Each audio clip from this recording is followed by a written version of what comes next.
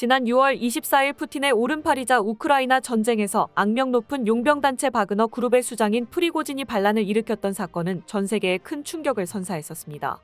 그런데 러시아군의 저지를 뚫고 정말로 모스크바 코앞까지 진격했었던 프리고진은 갑자기 진군을 멈추더니 바그너 그룹을 이끌고 벨라루스로 망명을 택했었는데요. 폴란드, 리투아니아 등 나토 국가들과 국경을 접하고 있는 벨라루스의 러시아 최악의 부대가 자리 잡게 되자 남의 전쟁이라 생각하고 안심하고 있었던 유럽 국가들이 한바탕 뒤집어진 상황입니다. 게다가 바그너 그룹을 등에 업은 벨라루스가 우크라이나 전선을 확대하기 위해 폴란드를 비롯한 동유럽 국가들을 침공하려는 계획을 세우고 있다고 합니다. 이에 한국 무기로 무장한 폴란드를 중심으로 동유럽 국가들이 뭉치고 있다고 하는데요. 충격적인 바그너 그룹의 쿠데타부터 유럽에 닥친 위기에 유럽 국가들이 긴급하게 한국 무기를 찾고 있다는 소식까지 총정리해서 살펴보도록 하겠습니다. 프리고진의 쿠데타 시도는 어느 정도는 예상되던 전개였습니다.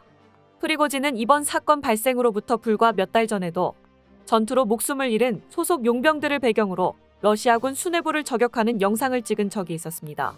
그들의 무능함으로 인해 바그너 그룹이 얼마만큼의 인명피해를 입었는지 대놓고 보여주려는 의도였죠. 프리고진은 여기서도 쇼이구 국방장관과 게라시모프 총참모장의 이름을 직접 거론하며 탄약은 어디 있느냐고 목소리를 높였죠. 그 뒤로는 심지어 모스크바가 드론 폭격을 당했을 당시 대체 무얼 하고 있었느냐며 푸틴을 대놓고 비난하기도 했습니다. 프리고진이 이러한 행동을 하기 시작한 전후쯤부터 푸틴이 프리고진과 바그너 그룹을 팽할 속셈이라는 소문이 돌았습니다. 적어도 러시아 정부와 바그너 그룹 사이에 심상찮은 기류가 흐르고 있었음은 확실했죠. 프리고진은 사실상 푸틴의 측근이 되어 성공한 인물입니다. 절도 등 범죄를 저질러 징역을 살고 나오는 등 프리고진의 인생은 처음부터 순탄치 못했습니다. 범죄자 신분의 무일푼이 된 프리고진은 이런저런 일을 전전하다가 결국 생계를 위해 거리에서 핫도그를 팔게 됐는데요. 이 사업이 의외로 번창해서 요식업 회사를 세우고 고급 레스토랑을 운영하게 되다 보니 만난 것이 지금의 러시아 대통령 푸틴입니다. 프리고진은 2003년부터 푸틴의 생일이나 크렘린궁의 연회에서 케이터링을 맡았는데 이때 푸틴의 눈에 든 이후로 그에게는 푸틴의 요리사라는 별명이 붙게 되었습니다. 러시아 병영식의 90% 이상을 독점 공급하며 재산을 불린 프리고진은 2014년 바그너 그룹을 설립합니다. 러시아 특수부대 출신들을 스카웃해서 구성한 용병 조직 바그너 그룹은 돈바스 전쟁과 크림반도 강제 병합 사건 등에서도 러시아를 도우면서 푸틴의 신임을 받았습니다. 이때쯤부터는 푸틴의 더러운 칼이라는 별명도 붙었죠. 이번 전쟁에서도 어김없이 바그너 그룹은 러시아 정규군과 함께 전장에 투입되었는데요. 문제는 전쟁을 좀 하다 보니 러시아군이 생각보다 훨씬 무능했다는 것입니다. 죄수병들을 제외한 바그너 그룹의 용병들은 싸우는 것이 생업인 만큼 전투에 매우 능했고 그래서 각지의 전장에서 주력 부대를 이끄는 역할을 해왔습니다. 그런데 그럼에도 불구하고 패전이 이어져 바그너 그룹 용병들의 희생이 늘어나기 시작했습니다. 프리고진은 용병들의 지휘를 위해 크렘린에 붙어 있을 수 없는 상황이 많았고 푸틴의 측근이라는 지위를 유지할 수 있을지 우려했을 것입니다. 그런 상황에서 푸틴의 또 다른 측근들인 국방장관과 총참모장의 엉망진창 지휘는 휘하의 바그너 용병들을 사지로 몰아넣고 있었으며 푸틴은 그럼에도 불구하고 여전히 이들을 가까이 하고 있으니 프리고진은 조바심이 났죠. 슬슬 딴맘을 먹게 된 프리고진은 결국 국방장관과 총참모장을 축출하겠다며 쿠데타를 일으킵니다. 러시아 정규군에 맞서 모스크바까지 진격하겠다고 밝힌 바그너 그룹은 가장 먼저 로스토프를 점령했는데요. 뜻밖에도 이들의 행보를 환영하는 로스토프 시민들의 반응에서 확신을 얻은 프리고진은 군을 이끌고 모스크바로 향했습니다. 모스크바까지의 거리는 거의 1000km. 프리고진은 이 거리를 가는 동안 자신과 뜻을 함께하는 세력들이 가세하기를 기대했던 것으로 보이는데요. 실제로 러시아 정규군 일부는 이들의 진군을 묵인하거나 심지어 일부는 동참하기도 했다고 합니다. 모스크바 인근에 도착했을 때 프리고진의 뒤를 따른 차량의 수만 거의 1000여 대, 병력은 최소 2만 5천 명이 넘었다고 하는데요. 이 과정에서 이들을 막기 위해 러시아 정규군이 보낸 항공지휘기 한 대와 공격 헬기 6대가 격추당하는 등 러시아군에게 상당한 피해도 입혔습니다. 그런데 프리고진은 여기서 진군을 멈춰버립니다. 그 이후로 분석되는 것은 몇 가지가 있는데요. 일단 프리고진이 쿠데타를 시작하면서 그 사실을 널리 퍼뜨려버린 것이 첫 번째 패착이었습니다. 쿠데타의 성공 여부는 속도전으로 결정됩니다. 공고하게 다져진 기존의 국가 시스템에 얼마나 빠르게 파고들어 무너뜨리는지에 그 성패가 달려있죠. 그래서 보통 역사적으로 일어났던 대다수의 쿠데타는 상황이 대부분 종료된 다음에야 일반 대중들에게 알려지곤 합니다. 하지만 프리고진은 그러지 않았습니다. 지금부터 쿠데타를 하겠다고 선언을 해놓고 모스크바에서 1000km 떨어진 도시에 진을 쳤죠. 그나마 속도전의 중요성을 알고는 있어서 하룻밤 만에 그 거리를 주파하기는 했지만 무리한 행군이었던 만큼 모스크바 인근에 도착했을 때 대부분의 병력은 그 자리에 지쳐서 퍼졌다고 합니다. 두 번째 패착은 바그너 그룹에 동참한 세력이 생각보다 적었다는 것입니다. 프리고진이 이례적으로 쿠데타를 시작하는 선언을 한 것은 그 선언을 듣고 일어나서 자신들에게 동참하는 세력이 많을 것으로 예상했기 때문입니다. 실제로 그런 사람들이 없었던 것은 아니지만 문제는 그 수가 충분치 않았던 것에 있습니다. 프리고진의 쿠데타 선언 후 크렘린도 놀고 있지는 않았습니다. 프리고진이 모스크바로 미친 듯이 달려오고 있을 때 푸틴은 전장에서 어떻게든 병력을 빼내서 모스크바 방어 병력으로 배치시켰죠. 프리고진이 모스크바 인근에 도착했을 때 푸틴이 모아둔 방어 병력은 생각보다 많았고 바그너 그룹에 찬동한 병력은 생각보다 적었습니다. 이대로 모스크바에 밀고 들어가도 승산이 없어 보였던 것입니다. 프리고진은 결국 그 자리에서 쿠데타를 포기해버립니다. 푸틴을 대신해 협상 테이블을 마련한 러시아의 괴뢰국 벨라루스의 대통령 루카셴코가 프리고진과 접촉했고 프리고진은 여기서 망명을 선택합니다. 그는 벨라루스로 사라졌고 그를 따라서 모스크바까지 달려온 바그너 그룹 병사들은 낙동강 오리알이 되었습니다. 바그너 그룹은 그렇게 단 하루 만에 공중 분해돼 버렸습니다. 이미 러시아는 프리고진을 따라온 바그너 그룹 용병들을 잡아들이기 시작했고 쿠데타에 가담하지 않은 바그너 그룹 용병들은 러시아 국방부가 직접 계해서 데려가 버렸습니다. 그리고 벨라루스에 가 있어야 할 프리고진은 이미 실종됐죠. 러시아의 오랜 역사를 되새겨보면 앞으로 프리고진이 겪을 일은 숙청 외에는 없습니다. 쿠데타는 실패로 돌아갔지만 러시아는 이번 사건으로 아무것도 얻은 게 없습니다. 프리고진과 바그너 그룹은 말할 것도 없고 쇼이구 국방장관과 게라시모프 총참모장은 타도 대상으로 지목된 데다가 그에 찬동하는 여론도 확인되어 완전히 푸틴의 눈밖에 나고 말았습니다. 그 푸틴 역시도 수하의 일개 용병단한테 칼끝을 겨눠진 것도 모자라서 상황을 직접 해결하지도 못해서 괴뢰국 수장의 힘을 빌렸다는 점에서 위신이 땅에 떨어지고 말았죠. 이 하룻밤 동안 유일하게 웃었던 것은 최전방 전력이 조금이나마 빠져나가서 다른 날들보다 더 많은 진격을 할 수 있었던 우크라이나군 뿐이었습니다. 이번 사건에 사색이 됐던 것은 러시아 인접국들도 마찬가지였습니다. 특히 국경을 맞대고 있는 나라들은 아무리 철책 건너 이웃 나라 이야기라지만 막장의 끝을 달리는 러시아의 상황의 경악을 금치 못했죠. 이들이 거의 전시 상황에 준하는 태세로 군비 확장에 나선 것은 하루 이틀 일은 아니지만 이번 사건은 이런 선택이 옳았음을 다시 한번 확인시켜주는 계기였습니다. 무슨 짓을 벌일지 모르는 이웃 국가와 국경을 맞댄 상황에서는 그 어떤 상황에도 대비할 수 있도록 방어태세를 굳건히 해두는 것만한 대비책이 없다는 것이죠. 그런 나라 중 하나가 에스토니아였습니다. 에스토니아는 한국에서 K9을 사간 고객 중 하나죠. 이들이 K9을 고른 이유 역시 러시아 대비책으로 고를 수 있는 최선의 선택지가 한국이었기 때문입니다. 에스토니아는 꽤 일찍부터 K9의 가능성을 알아본 국가 중 하나로 한국과의 거래는 2017년경부터 이어오고 있습니다. 그때만 하더라도 한국 방산의 입지는 지금만 하지 못했던 만큼 당시 에스토니아는 무기가 궁한 나머지 유럽 국가도 아닌 저 멀리 한국에서 중고 자주포를 사왔다는 소리를 듣곤 했습니다. 독일 등 서유럽의 무기 판매자들은 자신들에게서 무기를 사가지 않는 에스토니아가 괘씸해서 적잖이 눈치를 주기도 했다고 하죠. 하지만 현재에 와서 서유럽 국가들의 무기 공급 능력이 얕은 바닥을 드러내자 에스토니아는 이제야 억울한 심정을 토해내기 시작했습니다. 해외 군사 매체 디펜스1에 따르면 에스토니아 국방부 차관 쿠스티살름은 국경 너머에서 저런 말도 안 되는 일이 벌어지는데 서유럽에서는 자신들이 구하려고 하는 무기를 제때 구할 수가 없다면서 쏘아붙이는 발언을 했다고 합니다. 그러면서 서유럽에는 팔 수 있는 무기도 충분치 않을 뿐더러 지난 16개월 동안 갖가지 제재를 가하고도 러시아를 막을 수 없었다며 그들에겐 더 이상 러시아에 대한 억지력이 없다고 못 박았습니다. 반면 한국은 유럽 시장에서 2배의 장애물을 안고도 경쟁사들을 압도하며 원하는 수요를 채워주고 있다면서 자신들이 서유럽의 방산 기업이 아닌 한국을 택하는 것에 대해 토를 달지 말라고 말했죠. 최근 에스토니아 국방부는 SNS를 통해 한국산 K9 자주포의 도입 계획을 공식적으로 밝혔습니다. 이미 18문의 K9을 운용하고 있는 에스토니아는 운용분만큼의 K9을 추가로 주문해 2026년에는 총 36문의 K9을 운용하겠다고 말했죠. 역시나 서유럽 국가들은 이에 대해 언짢은 기색을 내비쳤지만 그들의 이런 반응에 질린 에스토니아가 결국 참지 못하고 다소 과격하게 내뱉은 것이 바로 디펜스1에서 전한 발언인 것입니다. 프리고진의 일일 전화는 전 세계에 큰 충격을 줬습니다.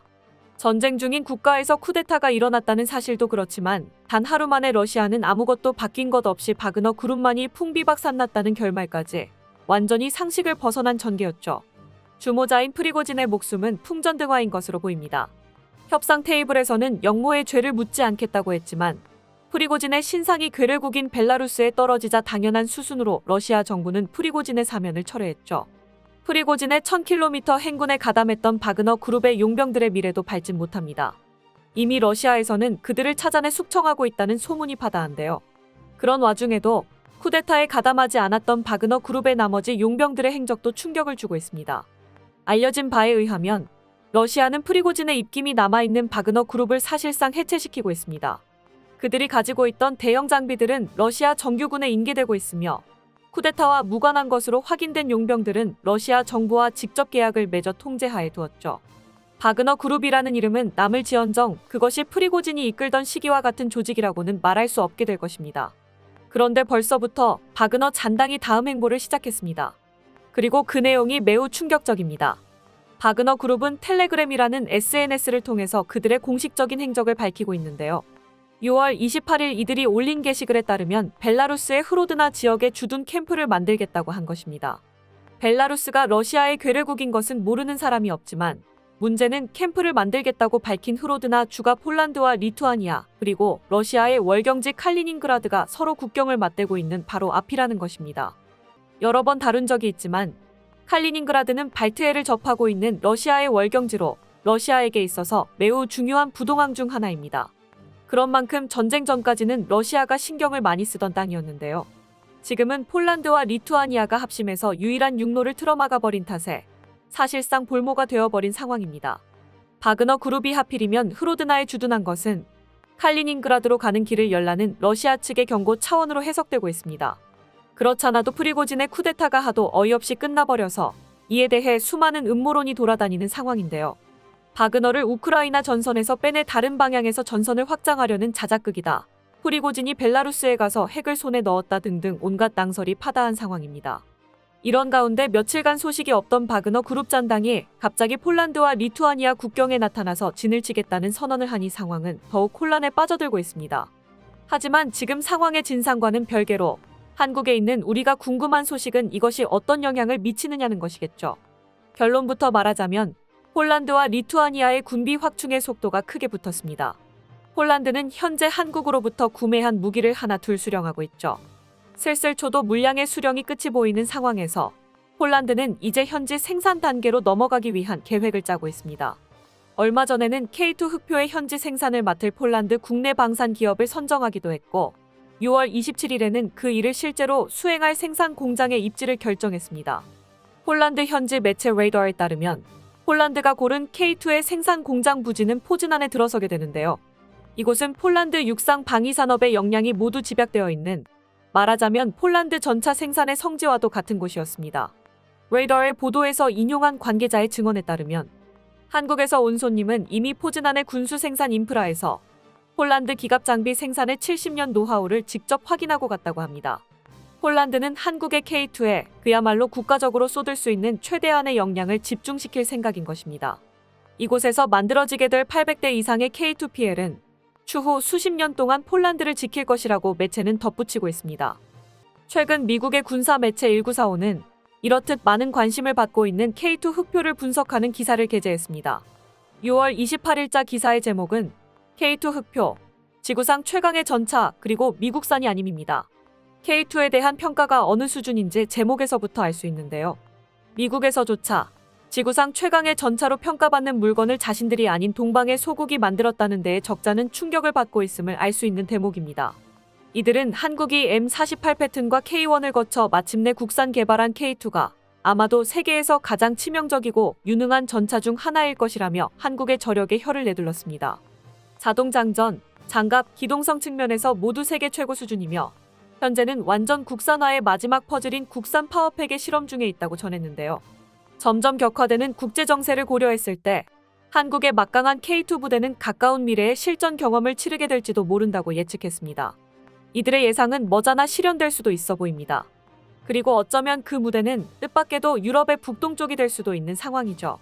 바그너 그룹이 만약 칼리닝그라드 육로 탈환을 위해서 공격을 감행하고 폴란드와 리투아니아를 동시에 상대하게 된다면 이미 폴란드에 들어가 있는 K2 역시 이 전장에 끌려 나올 것입니다. 그러면 그 전장이 곧 K2 전차의 첫 실전 사례로 기록되겠죠. 그리고 사실 실제 전투가 발생하지 않더라도 K2가 전방 배치되어 이들의 행동을 억제할 수 있다면 그것만으로도 K2는 러시아의 서진을 틀어막는 상징적인 존재가 될 것입니다. 러시아가 돌발 행동을 하기 시작했습니다. 최근 수세로 돌아선 러시아는 우크라이나의 대반격을 3중의 방어선으로 막아내고 있었습니다. 우크라이나는 서방으로부터 지원받은 막강한 기갑 병력들을 동원하고도 이들의 촘촘한 방어망을 뚫어내지 못해 고생을 하고 있습니다. 결국 또 지리멸렬한 공방전을 거듭하나 싶었는데요. 뜬금없이 러시아가 서쪽으로 눈을 돌리기 시작했습니다. 그리고 7월 22일 돌연 이들의 입에서 폴란드의 이름이 튀어나옵니다. 러시아 대통령 블라디미르 푸틴이 러시아는 폴란드와도 전쟁 중이라고 언급한 지 단 하루만이었습니다. 자세한 상황을 알아보겠습니다. 지난 7월 21일 우크라이나 매체 센서.넷의 SNS에는 푸틴이 공식 석상에서 폴란드에 대해 언급한 내용이 올라왔습니다. 푸틴은 여기에서 러시아 연방의 전쟁은 푸틴 본인만이 아니라 러시아 사회 전체가 하는 것이라 말하면서 지지자들을 규합했습니다. 푸틴은 그 발언 뒤에 이처럼 러시아 사회 전체가 동참하는 전쟁은 폴란드 정부 또한 향하고 있다고 덧붙이며 또 한 번 폴란드를 협박했습니다. 게다가 하루 뒤에는 폴란드 서부 지역 땅이 폴란드가 스탈린에게 선물 받은 땅이므로 러시아가 영유권을 주장할 수 있다는 발언까지 해버렸죠. 매체는 폴란드 정보보안 국장 스타니슬라브 자린의 분석도 인용했는데요. 최신 데이터에 비추어 볼 때 많은 매체들이 우크라이나와의 전쟁을 푸틴의 전쟁이라고 표현하지만 이는 완전히 잘못된 시각이며 러시아의 엘리트들과 사회 전체가 이 전쟁을 지원하고 있다는 것이 그의 견해입니다. 또한 러시아 사회는 푸틴의 제국주의적인 계획에 반기를 들 생각이 없으며 바그너와 같은 범죄 조직에서 복무할 기회를 찾고 있는 사람들까지 있다고 덧붙였죠. 푸틴이 사실상 러시아가 폴란드와도 전쟁 중이라고 말하자 이번에는 폴란드도 발끈했습니다. 푸틴이 폴란드를 향해 협박의 메시지를 보내온 것은 이번이 처음은 아니지만 이번 발언은 그런 협박 중에서도 수위가 남달랐기 때문이죠. 폴란드와 러시아가 이미 전쟁 중인 상태나 마찬가지라고 말하며 그 명분으로 서부 지역의 영토까지 내세운 셈이니 이는 예민하게 받아들이면 선전포고가 될 수도 있는 매우 과격한 발언입니다. 폴란드는 이 발언을 해명하라고 주 폴란드 러시아 대사를 초치할 예정이라고 밝혔습니다. 마테우시 모라비에츠키 현 폴란드 총리 역시 스탈린은 수십만 명의 폴란드인을 희생시킨 전쟁 범죄자라고 쏘아붙이며 이를 거들었죠. 그런데 양국의 갈등은 이것뿐만이 아니었습니다. 푸틴이 공식 석상에 서고 그 뒤 폴란드 서부 영토를 언급하는 그 하루 사이에 뜬금없이 바그너 그룹이 행동을 시작한 겁니다. 반란 해프닝 이후 벨라루스로 보내진 바그너 그룹은 몸을 숨기고 조용히 사는 선택지를 고르지 않았습니다. 지난 7월 17일 러시아 국영TV에 출연한 러시아 하원의원 안드레이 카르타폴로프는 벨라루스로 향한 바그너 그룹 용병들이 수바우키 회랑에 배치됐을 것이라고 말했습니다. 수바우키 회랑은 폴란드와 리투아니아를 통과해 러시아 괴뢰국인 벨라루스와 러시아 월경지 칼리닝그라드를 잇는 100km가량의 육로를 말합니다. 카르타폴로프 의원은 유사시 우리는 수바우키 회랑을 긴급히 필요로 할 것이라며 이 회랑을 수시간 내에 점령할 수 있는 병력을 준비시키는 문제로 우리는 이 부분에서도 서방을 능가했다고 말했습니다. 이 소식이 전해졌을 당시엔 아무리 그래도 러시아가 동유럽 방면으로 총구리를 돌려서 전선을 확대시킬 여유가 있을 것 같지는 않다는 의견이 많았습니다. 그저 러시아가 늘상 해오던 공갈 협박의 하나일 것이라고 여겨졌었죠. 그러나 이번 전쟁 이후 상식은 언제나 깨져왔고 이번에도 다르지 않았습니다. 7월 22일 러시아 인권단체 굴라그넷은 바그너 그룹이 비밀리에 벌이고 있던 움직임을 포착하고 이를 폭로했습니다. 이들에 따르면 벨라루스에 주둔하고 있던 바그너 그룹은 7월 28일까지 극비리에 병사들을 모집하고 있으며 이렇게 모은 병력으로 폴란드를 칠 생각을 하고 있다고 하는데요.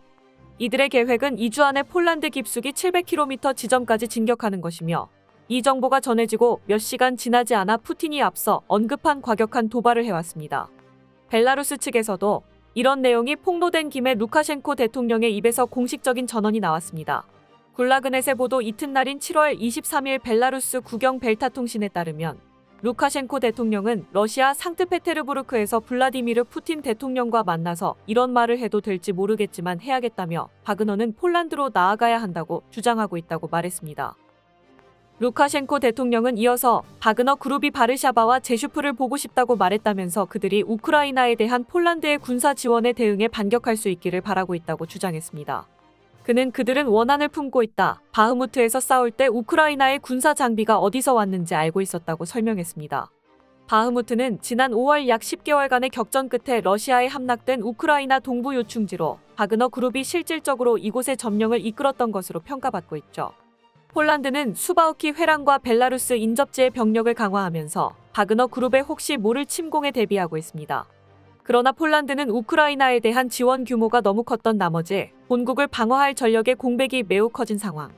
그 공백을 예상해서 한국과의 대규모 계약을 하기는 했지만 러시아와 벨라루스 측에서는 한국 무기가 그 공백을 다 메우기 전에 바그너 그룹이라는 변수를 이용해서 선수를 칠 생각인 것입니다.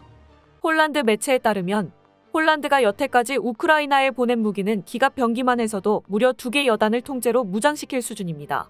주력 전차만 300대를 보냈는데 국력에 대비해서 본다면 이는 압도적인 금액의 지원을 끊임없이 제공하는 미국이나 영국에도 어깨를 견줄 만한 수준입니다. 그만큼 폴란드는 러시아의 위협을 우크라이나 선에서 끊어내기를 바라고 있다고도 말할 수 있었던 것입니다. 그 반대급부로 현재 우크라이나의 무기를 다 털어보낸 폴란드는 가동되는 전차 404대와 F-16 48대만으로 영토를 지켜야 하는 상황에 놓였습니다. 게다가 중장거리 방공자산은 전무한 상황이죠. 반면 폴란드 침공이 벌어진다면 바그너 그룹과 함께 덤벼올 벨라루스군은 주력 전차 497대에 F-16급 전투기도 71대나 있습니다. 러시아로부터 제공받은 S-300과 S-400이 중장거리 방공을 맡을 것이며 선봉군으로 밀고 들어가게 될 바그너 그룹에도 상당수의 전차가 있죠. 더군다나 푸틴도 폴란드가 벨라루스와 싸우게 된다면 거들겠다고 나선 마당이라 폴란드는 눈앞이 깜깜한 상황입니다. 설마 한국처럼 납기가 빠른 국가와 계약하고도 그 납기보다도 일찍 러시아의 위협이 현실화될 줄은 몰랐던 것입니다. 빈집털이 당하기 직전인 폴란드가 믿을 것은 현재로선 나토 헌장 5조뿐. 회원국 중 한 나라가 공격을 받으면 나토 전체가 공격받은 것으로 간주하고 다른 회원국이 자동 개입하는 집단 방위 조항을 말하는데요. 무턱대고 이것만 믿고 대비하지 않는다면 정작 유사시에 나토 회원국들이 생각보다 소극적으로 개입해서 해결할 수 있는 골든타임을 놓칠지도 모릅니다. 우크라이나 전쟁 초기에 서방 국가들이 개입을 망설이다가 피해가 커졌던 것처럼 말이죠. 동유럽에게도 갑자기 현실로 다가온 전쟁의 위협. 일촉즉발의 상황에서 가장 먼저 팔을 걷어붙인 것은 루마니아였습니다. 루마니아 군사매체 디펜스 루마니아는 7월 22일 루마니아가 군비 확충에 힘을 쏟는 이유가 바로 러시아의 침략으로부터 폴란드를 지켜주기 위함이라고 밝혔습니다. 덧붙여 폴란드 지상군이 현재 재편되고 있는 과정에 있으며 그 기간 동안 루마니아와의 협력이 폴란드를 러시아의 위협으로부터 지켜줄 수 있을 것이라고 말했는데요. 매체에 따르면 폴란드는 지상군을 서방식, 그 중에서도 미국식 모델로 뜯어 고치고 있으며 이를 위해서 최근까지 미 육군에서 사령관으로 복무했던 아담 조크스 소장을 고용했다고 합니다.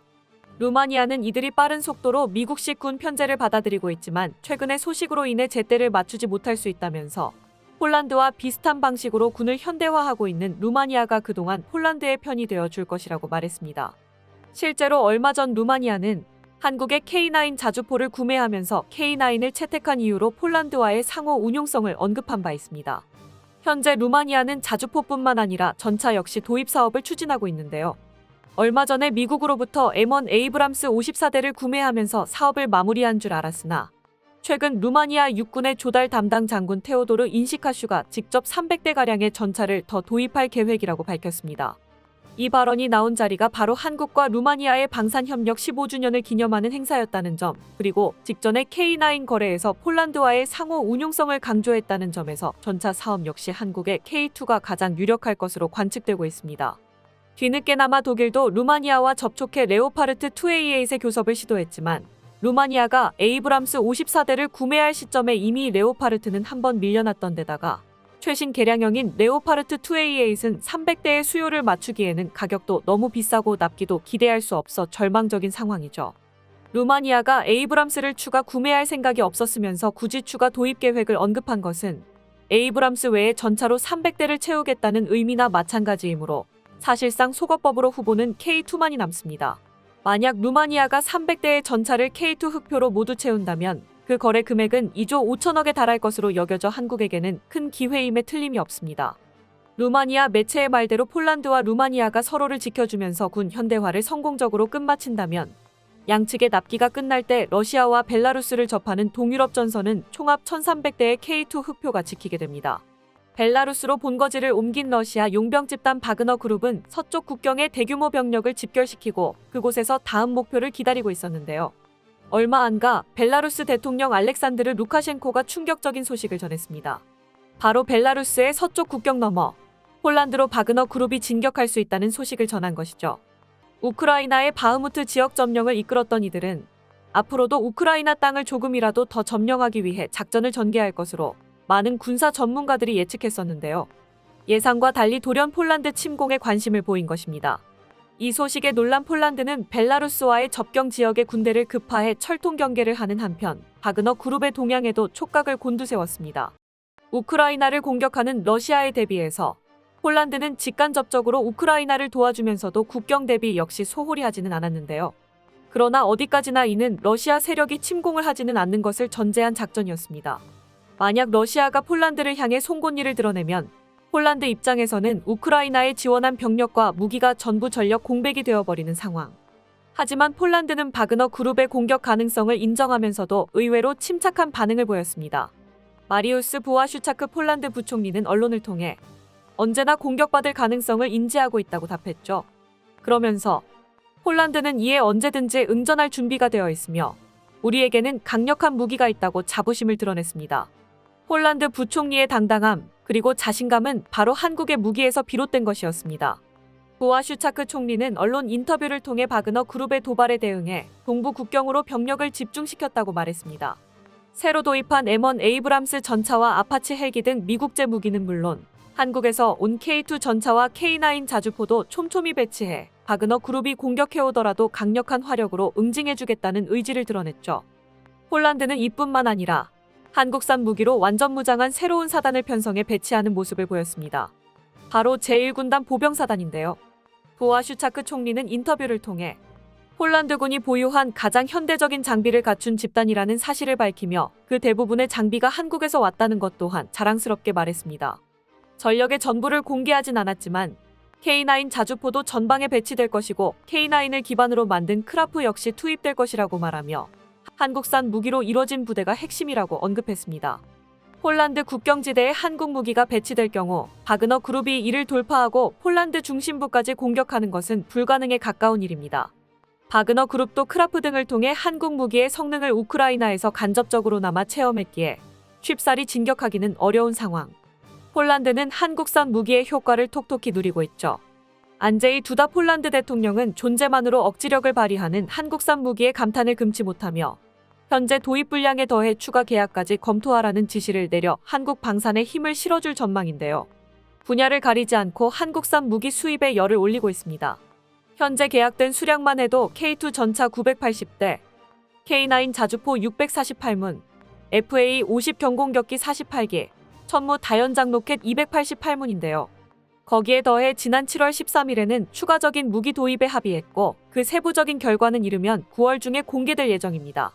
조만간에는 안제이 두다 대통령도 직접 한국을 방문해서 이 합의에 대한 조정과 합의를 거칠 예정이라고 하죠. 심지어 폴란드는 KF-21 사업에도 참여하고 싶다는 의사를 표명하며 한국 무기라면 무조건 믿고 사는 국가가 되었습니다.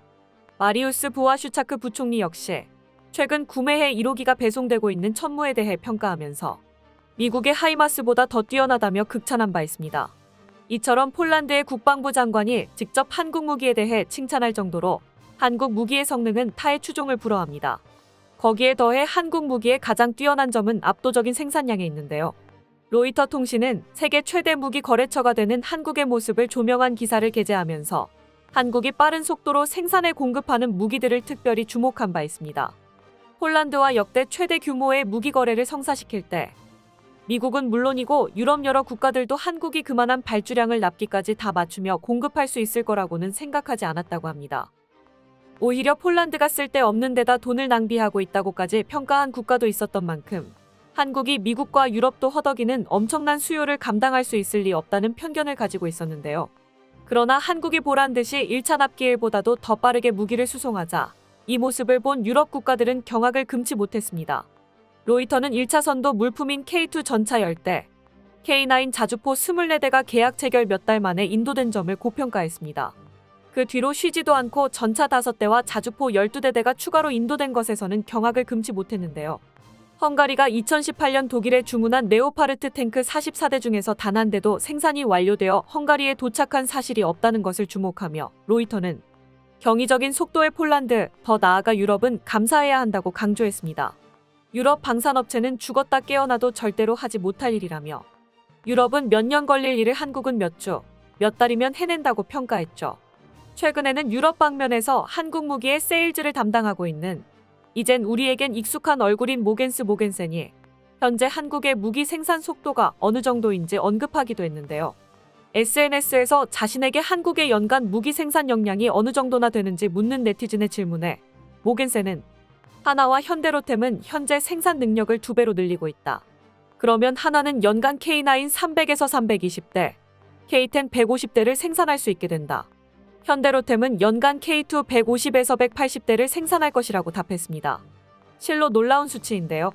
그의 말이 사실이라면 K9은 거의 하루에 한 대, K2는 이틀에 한 대꼴로 생산된다는 의미가 되기 때문입니다. 심지어 이런 생산 능력은 전시 상황도 아니고 평시 체제에서 발휘되는 것이며 현재 해외에 건설되고 있는 공장들의 생산량은 감안하지도 않은 것입니다. 바그너 그룹의 쿠데타로 촉발된 유럽의 전쟁 위기 속에서 진정으로 사태를 심각하게 받아들이며 준비하고 있었던 이가 누구인지 명확하게 드러나고 있습니다. 한국 방산의 강력한 뒷받침 아래 폴란드는 그 어떤 적이 쳐들어오더라도 물리칠 준비를 마친 상황이며 동유럽 국가들은 폴란드를 중심으로 뭉쳐 위기에 대비하고 있습니다. 이번 사태를 통해 한국 방산의 존재감을 유럽 국가들에게 확실히 새겨넣으며 K방산이 세계 정상을 향해 비상하게 될 것이라 믿어 의심치 않습니다. 끝까지 시청해주셔서 감사합니다. 도움이 되셨다면 좋아요를, 다른 이야기도 궁금하시면 구독을 눌러주세요.